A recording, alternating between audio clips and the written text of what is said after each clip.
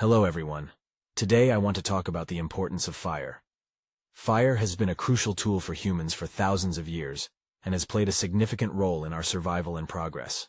Firstly, fire provides warmth, which is essential for our survival.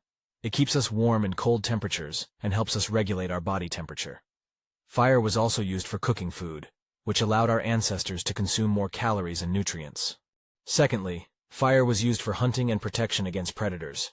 It provided light at night, allowing humans to see and defend themselves from animals. It was also used to scare away predators from their homes and villages. Thirdly, fire has played a significant role in human history and culture. It has been used in religious and cultural rituals, as well as for artistic expression. Fire has been used to create intricate designs in pottery and stained glass, and fireworks have been used to celebrate special occasions. Lastly, fire has been used for technological advancements. It was necessary for the Industrial Revolution and is still used to generate electricity and power machinery today.